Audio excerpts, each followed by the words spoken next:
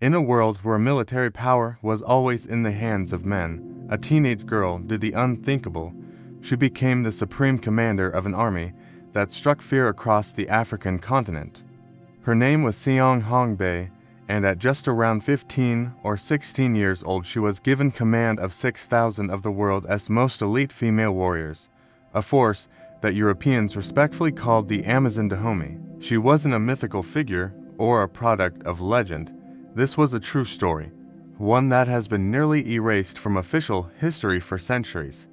To understand why this event was so shocking, we must look to the Kingdom of Dahomey, a powerful empire that once thrived in what is now Benin, West Africa. From the 17th to the 19th century, Dahomey gained fame as a warlike dynasty, constantly engaged in conquest, expansion, and destruction. But what set Dahomey apart wasn't just its hunger for territory, it was the central role women played in its military. In a world filled with gender prejudices, where women were expected to care for the home, Dahomey built a female army, not just for show, but to actually fight on the battlefield. Inside this empire lay a dark truth. Dahomey was one of the major links in the transatlantic slave trade. Their military campaigns were not only for territorial expansion, but also for capturing people from neighboring lands to be sold into slavery in Europe and America. The men were armed for war, but after years of continuous conflict, the male population declined drastically, and so, a bold solution was born: the creation of an army composed entirely of young, strong, battle-ready women, trained ruthlessly to become living weapons. Out of this harsh environment and brutal military system, a young girl rose to lead them all. Seong Hongbei wasn't just a warrior. She was the embodiment of strategy, courage, and strength that defied gender boundaries. While many teenagers her age were learning to embroider or read holy texts, this girl was drawing battle maps, training soldiers, and leading life and death campaigns. As Dahomey grew stronger through war and slave trading, a quiet but serious crisis began to loom: a critical shortage of male soldiers. Constant warfare against powerful rivals like the Oyo Empire, combined with the pressure to provide a steady supply of slaves to European traders, pushed Dahomey's men into a deadly cycle of combat and forced exportation. Facing this dilemma, King Haugbadia, who ruled in the 17th century, made an unprecedented decision to recruit women into the field of hunting, a dangerous activity traditionally reserved for men. He established a team of female elephant hunters known as the Gebido. These women didn't just keep up with the men, they quickly became living legends. At first, the Gebido were a small group operating in the deep forests, specializing in tracking and taking down large, aggressive elephants. But their bravery, endurance, and organizational skill soon caught the attention of the royal court. Women, long confined to kitchens and childbirth, had now become conquerors of nature, a new symbol of feminine power. By the early 18th century, King Agaja, successor to Haugbadia, took things a step further. Recognizing the military potential of these fierce women, he ordered them armed and organized into a specialized royal guard. They carried muskets, wore matching uniforms, and began appearing in state ceremonies, not just as symbols, but as actual protectors of the kingdom. Initially seen as a show of power, a way to flaunt military strength and numbers, the female army soon proved its worth on the battlefield. In their first real combat mission, these women fought to the last breath, undeterred by danger, bloodshed, or casualties, forcing their enemies into retreat. That moment sealed their reputation. This was no decorative force, this was a fighting army. The peak of this female military revolution came during the reign of King Gezo, ruling from 1818 to 1858. He is credited with transforming the Amazons into a professional military force, tightly organized and genuinely powerful. He provided them with their own budget, recruited regularly, and placed them on equal footing with the male units of the court. Under his leadership, the Amazon army expanded both in size and strategy. Recruitment standards reached astonishing levels. Girls, As young as 8 were drafted into military camps to be trained from childhood. Some volunteered to escape a life of slavery, some were war captives forced to enlist, and others were brought in by fathers or husbands for being too hot-tempered or too strong-willed for traditional female roles. The Amazon army became a refuge for society's wildest spirits, forged into living weapons through iron discipline and relentless training. Once enlisted, a female soldier would leave her entire past behind. She became a wife of the king, a title with double meaning, both a mark of honor, as they were respected, held high status, and untouchable, and a tool of total control as they were forbidden from romantic love or marriage.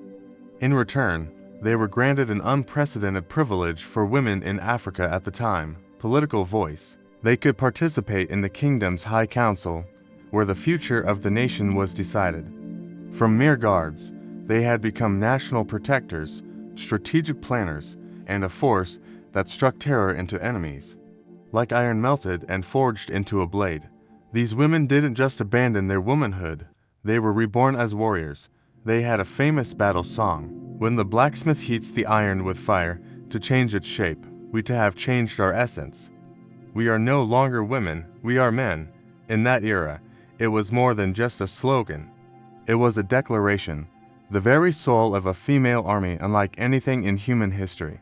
In 1851, as the Dahomey Empire faced both internal cracks and mounting external pressures, a fateful war erupted, not just a battle between two kingdoms, but a turning point that would forever alter the destiny of Seong Hong-bae, the young general who had just reached the height of her power. At that time, under King Gezo's rule, Dahomey was under increasing pressure from the British, who demanded an end to the kingdom's slave trade, the very foundation of its economy. But deep within West Africa, a more immediate and painful enemy loomed: the Egba kingdom, centered in the fortified city of Abeokuta.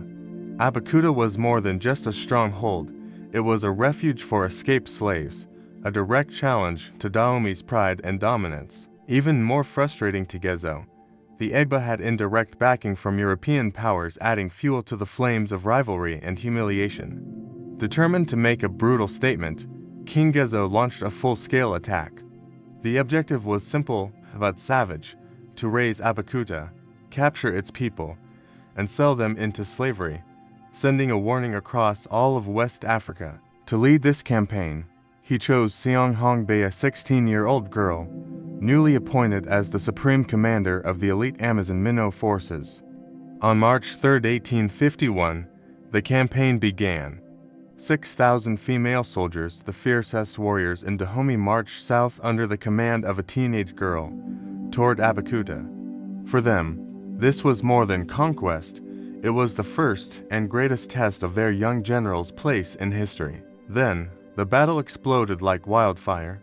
Accounts tell of the Amazons advancing like a storm, defying volleys of bullets and arrows raining from above. Beneath their feet, comrades fell one by one, but they did not halt. Amid the chaos, they used their fallen sisters as stepping stones, stacking corpses to climb the sun-scorched red stone walls of Abeokuta. Seong Hong-bae did not remain in the rear. She stormed the front lines, sword raised, shouting commands, and charging forward like a whirlwind of blood and dust. In her deep crimson uniform, musket in hand, and eyes unflinching, she became a living symbol of courage, a general unafraid of any enemy.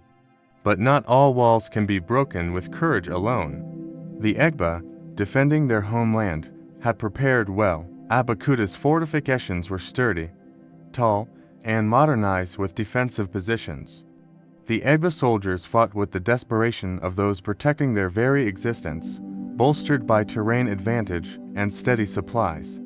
After hours of brutal combat, the air thick with smoke, blood, and screams, the Amazon forces began to falter. Wave after wave of assaults were pushed back, the walls held firm, and the blood flowed like rivers across the roads leading to the gates. Finally, amidst the cries of the dying and a battlefield strewn with the dead, Seong Hong-bae made the hardest decision a commander could. She ordered the retreat. For a force once hailed as invincible, feared even by Europe, The fall at Abeokuta was more than a tactical loss, it was a blow to the very spirit, honor, and image of the Dahomey kingdom. Thousands of Amazon warriors perished. The survivors returned wounded, scarred not just in body, but in soul. And Seonghongbae, once praised as the phoenix of war, now faced the crushing weight of public shame, suspicion, and royal disappointment. King Gezo, the man who once gave her ultimate power, began to distance himself.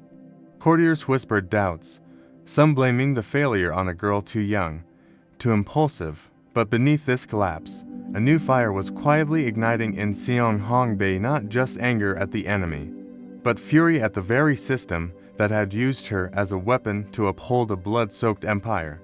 The defeat at Abeokuta was not an end, it was the beginning of the boldest and most controversial chapter of her life, a rebellion against the very king who had once raised her to the pinnacle. After the disastrous campaign of 1851, the girl once revered as Dahomey's goddess of war became a name spoken in hushed tones, shadowed by doubt and judgment. Seonghongbae, the youngest commander in the Amazon Mino's history, was no longer given a place of honor at royal ceremonies, no longer called sacred wife of the king, no longer seated on the Grand Council. No charges were made, but silence became the cruelest verdict from the Dahomey court. Yet in that silence, another fire began to blaze, not of ambition, but of indignation, of justice, and the need to do what was right. Under King Gezo, also known as Gazo, Dahomey stood at a crossroads: move toward a modern, ethical future, or cling to the profits of slavery.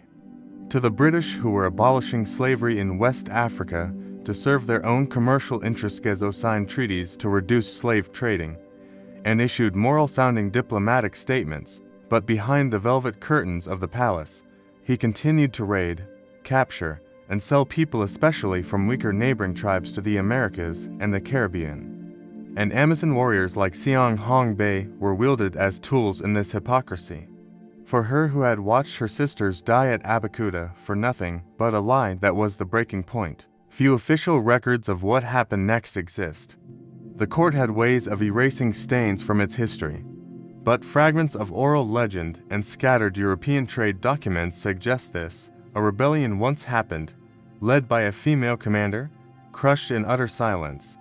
Piecing together these fragments, it appears that after returning from Abeokuta, Seonghongbae quietly gathered a group of loyal Amazon survivors. She convinced them, you cannot kill innocents and then pretend righteousness before invaders. If we fight, it must be for something worthy. If we die, we must die in peace with ourselves.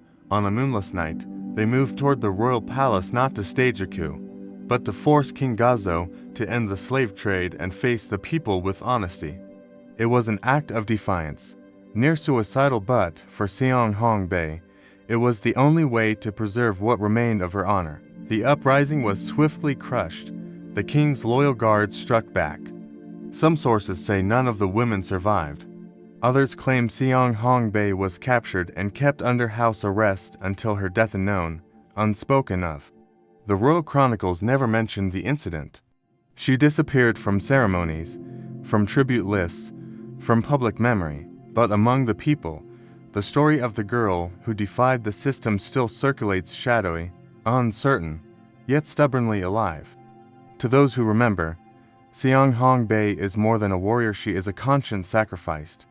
A young woman who stared directly at the hypocrisy of empire, who rose knowing she would fall, and who chose ideals over glory. Today, among the ruins of the Dahomey Palace, people still speak of a female general who did not die by the sword of the enemy, but was killed by the silence of power. If that rebellion was real, then Seonghongbae is not merely a hidden page in history, she is a symbol of a much greater question. In a world rife with injustice and hypocrisy, can an individual conscience truly challenge an entire system? Though she failed, she planted a seed that even in darkness, there are those who dare to light the truth, even if only for a fleeting moment. Seonghongbae, the young warrior who once commanded the awe of the entire Amazon army, who once walked straight through fire and gunpowder with fearless resolve, is now absent from every official chronicle of the Dahomey kingdom. There is no monument, No memorial service. No one knows how she died, executed in silence, fallen in battle, or quietly discharged to live out her final years in obscurity, bearing the bitter silence of things she could not change. The last remaining records suggest she disappeared around 1860, at just about 25 years old. Too young, a death without trumpet or drum, to quiet for a life that once thundered across the pages of time. 3 decades after her disappearance, the world around Dahomey began to shift, not from within, but from great waves crashing in from outside. By the end of the 19th century, French colonial forces launched a campaign to conquer all of West Africa. And then, the unthinkable happened. In 1894, the Kingdom of Dahomey officially fell. The palace was seized, the royal court dissolved, and King Behangsen, the descendant of King Gezo, was exiled. With him, the legendary Amazon army was disbanded forever. The survivors, most now aged, were forced to lay down their arms. They were no longer the sacred wives of the king, no longer sung in the battle hymns. Some were sent to forced labor, others vanished among the general populace. The once glorious strength of a female empire crumbled to dust. Throughout the 20th century, the name Seong Hong Bae barely appeared in historical documents. No books recorded her deeds. No portraits of her were ever drawn. It was as if such a woman warrior had never existed at all. Why? Perhaps because she symbolized resistance, a lone voice against a mighty and unyielding system. Perhaps because she did not only fight for her king, but once dared to rise against him. And those who do such things are often buried, deliberately erased by power itself. But like all great seeds, she never truly died. She merely waited for the right season to rise again. Today, as people revisit the history of Dahomey, the image of the Amazon women has become a global symbol of African women's strength, intellect, and defiance. Modern researchers have begun to reconstruct the image of the only all-female military force in modern history recognized as a standing army. Films, books, and documentaries now speak of them not only as great warriors, but as figures who embodied freedom, dignity, and the ability to defy every mold society tried to impose on women. Among these narratives, fragmented pieces of Seong Hong Bae, the youngest, boldest commander, and perhaps the only one who dared to resist the entire system, are slowly being pieced together. In girls' schools across Benin, the modern name of Dahomey, her name has begun to surface in inspirational speeches. Old folk songs once banned are being sung again, telling of a girl whose eyes burned like fire, who walked like thunder, and stayed silent like lightning after the storm. If Seong Hong Bae were alive to witness the present, she likely wouldn't need a title, nor a statue. Perhaps only one thing: that the world has finally begun to hear the truths she once tried to speak. She represents the women in history who were sidelined not because they were weak, but because they were too strong to be controlled. Her disappearance was not an ending, but a silence between two drumbeats, one to end the lies, and one to begin the truth. There are stories in history buried beneath the dust of time, not because they lack drama or meaning, but because they did not belong to those who wrote the records. Seong Hong Bae is one such name, a young warrior, the female commander of the legendary Amazon army, who dared to walk the line between loyalty and resistance, between duty and conscience. For more than a century, her story nearly vanished, hidden beneath biased chronicles, gender prejudice, and the discomfort her image posed to those in power. And yet, the buried sometimes only await their moment of rebirth when the world is finally ready to listen. Entering the 21st century, a new wave of attention has emerged for the forgotten heroines of world history. People are no longer content to speak only of kings and battles, but want to understand those behind the curtain, especially the women left out. Though Seong Hong Bae left little detailed record, her story is resurfacing through fragments of culture. Her life has inspired books, essays, artworks, and notably, cinema. One striking example is the blockbuster film The Woman King 2022, which tells the story of the Dahomey Amazons. The character of young Nawi, rebellious, sharp-minded, and strategically gifted, bears striking resemblance to Seong Hong Bae, Though the film never names her, many cultural historians agree that she was among the strongest inspirations behind the character. But this revival goes beyond entertainment. The African and global feminist movements are reclaiming figures like her as icons of suppressed power and unheard voices. In academic conferences on African women's history held in Benin, Ghana, France, and the US, her name now appears on presentation slides as a symbol of military brilliance, courage, and moral clarity that transcends time. What makes Seong Hong-bae a modern icon is not just that she wielded a sword, but how she thought, and how she chose to act. In her 20s, in a feudal society where women could not even speak freely, she became a military commander not through luck, but through grit and iron will. Unlike many female figures romanticized as warrior princesses, Seong Hong-bae was a true strategist. In her campaigns, she not only led troops, but designed battle plans, managed logistics, and trained soldiers in psychological warfare. Yet her greatest courage lay beyond the battlefield. It was when she, once favored by the court, dared to question the very legitimacy of the regime she served. In one anecdote omitted from official histories, it is said that after the defeat at Abakuta, she openly challenged King Gezo's hypocrisy, signing treaties with the British to end the slave trade while ordering her to raid villages for more slaves. Though her rebellion was crushed, the act revealed this: she did not fight merely for orders, but for belief. Today, many young girls across Africa and the global Black diaspora, as they explore the heroines of their ancestors, speak her name as a source of strength. Not perfect, not always victorious, but brave enough to cross the boundaries society built, just as she once did. Seong Hong-bae proved this. A young girl, not born of nobility, with no man's protection, could still become a great strategist and dare to challenge a rotting kingdom from within. Her story is not just part of Daomi's history, it is part of human history, where women once thought small, with one defiant act, redrew the map of power and morality. And the most beautiful part, more than 150 years later, we still have the chance to listen. Let's share, connect, and explore the stories that have shaped our world. If this video helped you see history in a new light, with more depth, understanding, or simply spark new questions, don't forget to subscribe to Legacy of Ages. History is never just the past, it's always part of our present. Thanks for watching, and I'll see you in the next investigation.